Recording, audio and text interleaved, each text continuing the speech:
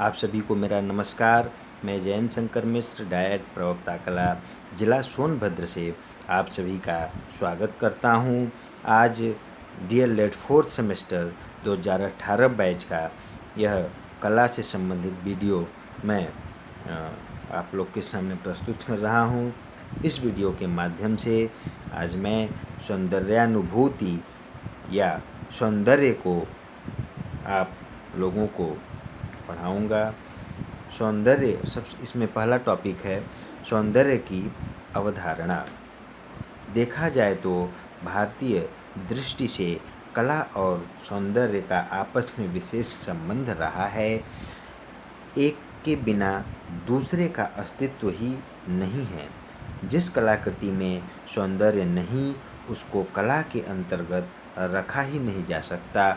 कलाकार की सौंदर्यमयी सृजना का नाम ही कला है और कला में सत्यानुभूति, सत्य की अनुभूति ही उसका आवश्यक अंग है। कला का धर्म ही सौंदर्य बोध को दिखलाना है।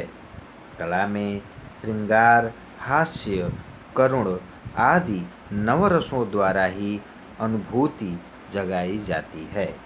इसी को कला में सौंदर्य दर्शन या सत्यानुभूति कहा गया है। सौंदर्यानुभूति का तात्पर्य अगला टॉपिक है। सृष्टिकर्ता की प्रत्येक वस्तु में सौंदर्य विद्यमान है। सौंदर्य एक मानसिक अवधारणा भी है। सौंदर्य प्रकृति में निम्न रूपों में स्थित है, जैसे फूलों पर मंडराती तितलियाँ, रंग बिरंगी चिड़ियाँ, नारी सौंदर्य, अरुणोदय की स्वर्णिम आभा, सागर की लहराती उफनाती प्रचंड लहरें। सुंदर वस्तु में एक चुंबकीय खिंचाव होता है। सौंदर्य ही कला का अंतिम लक्ष्य होता है। इसमें प्रमुख 3 बिंदु थे जो निम्न हैं। कला में सत्य होता है, यही सौंदर्य है। दूसरा, कला उपादेय और कल्याणकारी भी है। तीसरा है, कला सौंदर्य है जिसकी अनुभूति सौंदर्य के ज्ञान से होता है। अगला टॉपिक है सौंदर्य प्राप्ति के आवश्यक तत्व। कला का अंतिम लक्ष्य सौंदर्य तक पहुंचना ही है। स्थूल से सूक्ष्म की ओर चलने पर ही सूक्ष्म ज्ञान की प्राप्ति होती है। कला में सौंदर्य का बाह्य रूप ही परिलक्षित होता है, जबकि कला के द्वारा हम अंतःकरण को भी सौंदर्यमय बना सकते हैं। लेकिन हमें कोई चित्र देख करके हम उसके मन के भावनाओं को नहीं जान सकते। ये बड़ा कठिन कार्य होता है, लेकिन बहुत ही कठिन कार्य है। ये चित्र के माध्यम से उस चित्र में चित्रित व्यक्ति के चित्त में स्थित भावनाओं को जानना ये बड़ा ही कठिन कार्य है। तो हम चित्रकला के माध्यम से अपने अंतःकरण को भी सौंदर्यमय बना सकते हैं और कला के माध्यम से या कला में हम वस्तु के बाह्य सौंदर्य को ही परिलक्षित करते हैं। इसलिए कहीं न कहीं हम कला के द्वारा बाह्य व अंतः दोनों रूपों को सौंदर्य से भर देते हैं। यहीं महाकवि कालिदास का एक कथन है। तो इनके अनुसार कुमार संभव के 5वें सर्ग में पार्वती जी ने रूप की अवहेलना की है, क्योंकि वह शंकर को रिझाने में असफल रही हैं। तो इसलिए वास्तव में वास्तविक सौंदर्य तो मन का सौंदर्य है, परंतु चित्रकला में रूप सौंदर्य को ही मुख्य माना गया है।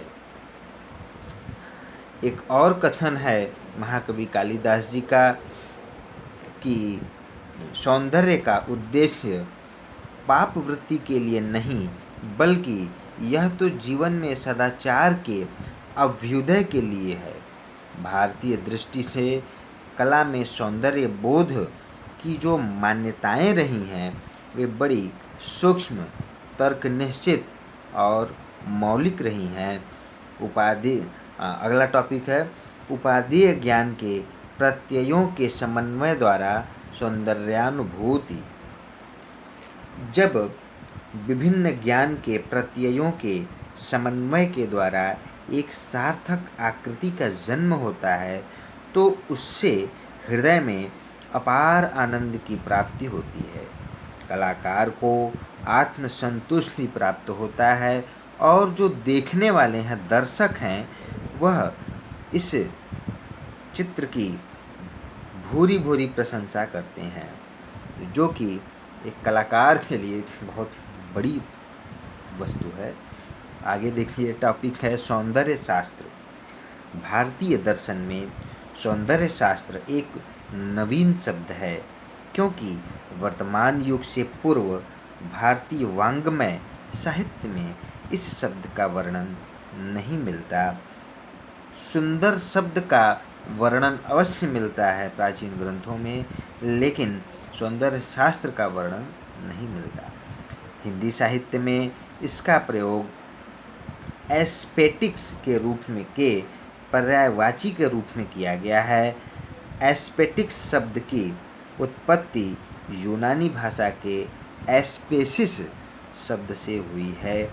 सौंदर्य शास्त्र को एस्थेटिक के नाम से जाना जाता है। 18वीं सदी में जर्मन दार्शनिक बामगार्टन ने सर्वप्रथम इसको एक नाम दिया, एस्थेटिक, और तभी से यह एस्थेटिक एक नए अध्ययन का विषय बना है और इसके अंतर्गत हम सौंदर्य, उसके विविध रूप, सिद्धांत, इंद्रिय बोध से प्राप्त सौंदर्यानुभूति एवं उनसे प्राप्त आनंद का विवेचन करते हैं। इसमें रूप सौंदर्य, देखिए इसमें 3 महत्वपूर्ण बिंदु हैं सौंदर्य में।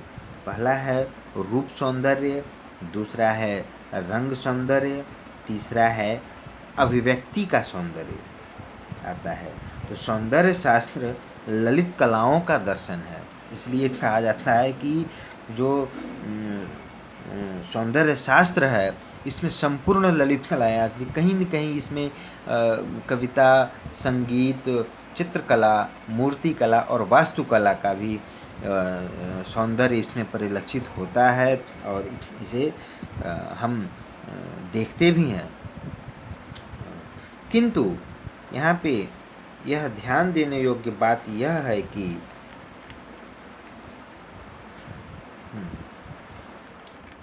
ध्यान देने वाली बात यह है कि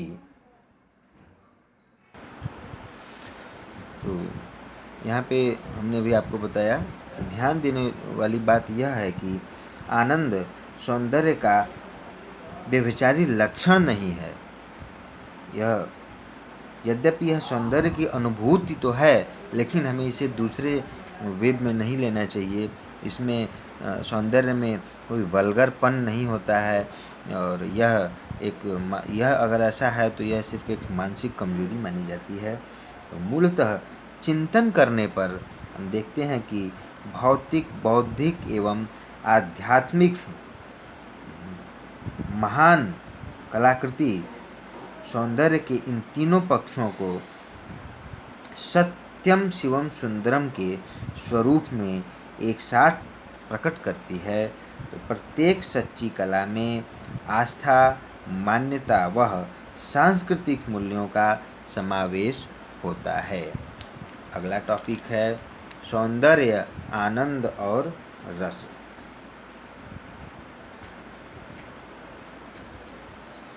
भारतीय विचारकों ने कला और सौंदर्य के सृजन पक्ष पर अप्रत्यक्ष रूप से विचार प्रकट किया है और भारत में प्राचीन शिल्प शास्त्रों के अनुसार प्रतिमाओं और कलाकृतियों के सृजन के जो सिद्धांत हैं उनको निर्धारित किया जाता है। और जो चित्रकला के सिद्धांत हैं उसमें आनंद के साथ साथ उसमें रस का भी महत्व है। जैसे श्रृंगार रस, आनंद का भाव और करुण रस से जो भरा हुआ जो चित्र होता है तो वह बहुत ही हृदय स्पर्शी होता है। तो इसलिए हम यह कह सकते हैं कि चित्रकला में रस का एक विशेष महत्व है। इसके द्वारा भी हम चित्र में सौंदर्य की अनुभूति दर्शक को कराते हैं। इसमें चित्र हो या मूर्ति हो, सभी में हमें देखने को मिलता है।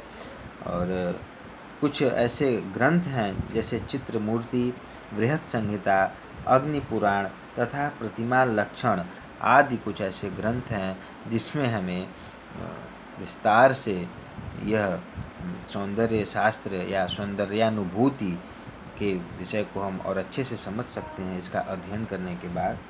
और भारतीय कला में यह एक मैं बात कहने जा रहा हूँ कि भारतीय कला में सौंदर्य ही उसका प्राण है। जैसे यूरोप में नारी सौंदर्य की आराध्य देवी को वीनस के रूप में जाना जाता है। और हमारे भारतीय दर्शन में सौंदर्य दो रूपों में स्वीकार किया गया है, एक बाह्य सौंदर्य, दूसरा आंतरिक सौंदर्य। तो आंतरिक सौंदर्य आध्यात्म से जुड़ा हुआ है और इसमें हम सत्यम शिवम सुंदरम का एक रूप देखते हैं, जो सत्य कला में हमने इस वीडियो में शुरू में भी बताया था कि सत्य की जो अनुभूति है वही सौंदर्य है। तो यहाँ भी वही कहा गया है, सत्यम शिवम सुंदरम। तो सत्य है वही शिव तत्व है और जो शिव तत्व है वही सुंदर है या उसी में सौंदर्य निहित है। आप लोग के सामने मैं यह एक चित्र प्रस्तुत कर रहा हूँ। जो सबसे ऊपर वाला चित्र है उसमें यह बाघ गुफा से प्राप्त रेखा चित्र है। इसमें नृत्यांगनाएं एवं वादिकाएं हैं, जो नृत्य करने वाली और वाद्य यंत्रों को जो बजाने वाली स्त्रियां हैं। तो उनका देखिए कितना मार्मिक चित्रण किया गया है और यह इसमें सौंदर्य परिलक्षित हो रहा है। और दूसरा चित्र जो नीचे दिखाई दे रहा है यह भी बाघ गुफा से ही प्राप्त है। यह चित्र थोड़ा स्पष्ट नहीं है इसमें क्योंकि यह ब्लैक एंड वाइट है, लेकिन आप इसमें थोड़ा सा समझ सकते हैं। इसमें इस चित्र में एक पुरुष आकृति को घेरे हुए 6 स्त्री गायिकाएं मंडलाकार रूप में हैं। तो इसमें भी सौंदर्य का दर्शन हमें यहाँ होता है। यह एक चित्र है, इसमें गुफा संख्या अजंता के गुफा संख्या 1 से प्राप्त है। यह बोधिसत्व पद्मपाणि, इसमें देखिए बुद्ध के रूप को इसमें दिखलाया गया है। किस प्रकार पद्मपाणि मतलब अपने हाथों में यह पद्म मतलब कमल के पुष्प को पकड़े हुए हैं और एक दृष्टि, एक नीचे की तरफ इनकी दृष्टि पड़ी हुई है। इसमें अलौकिक सौंदर्य है, इसमें बुद्ध के अलौकिक सौंदर्य को दिखलाया गया है। इस चित्र के माध्यम से हम यह देख सकते हैं कि इसमें देखिए दोनों चीज़ें हैं। इसमें हम इस चित्र में हम बाह्य रूप और बाह्य सौंदर्य और अंतः सौंदर्य दोनों को इसमें हम देखते हैं। यह अपने आप में एक बहुत बड़ा उदाहरण है। ये यहाँ भी आपके सामने एक दूसरा चित्र मैं प्रस्तुत कर रहा हूँ, आप इसको देख सकते हैं। यह भी अजंता से प्राप्त है और गुफा संख्या 1 में है। नृत्य वादन करते हुए आप देख सकते हैं इसमें किस प्रकार से ये इसमें कुछ यहाँ पे ये स्त्रियां हैं, ये देख सकते हैं आप यहाँ पे ये फ्लूट बजा रही हैं, बाँसुरी बजा रही हैं। कुछ ये बीच में जो है ये जो फिगर है इसमें वह नृत्य कर रही है। इधर यहाँ पे देखिए ये कुछ ढोलक की आकृति का ये वाद्य यंत्र दिखलाई दे रहा है। पीछे एक युवती है, नीचे यहाँ पे एक स्त्री ऊपर की तरफ अपना दृष्टि जमाए हुए है। तो इस दृश्य में भी सौंदर्य अपने चरम सीमा पर है, इसे हम देख सकते हैं। और इस प्रकार यह आज का यह वीडियो मैं यहीं समाप्त करता हूँ। धन्यवाद।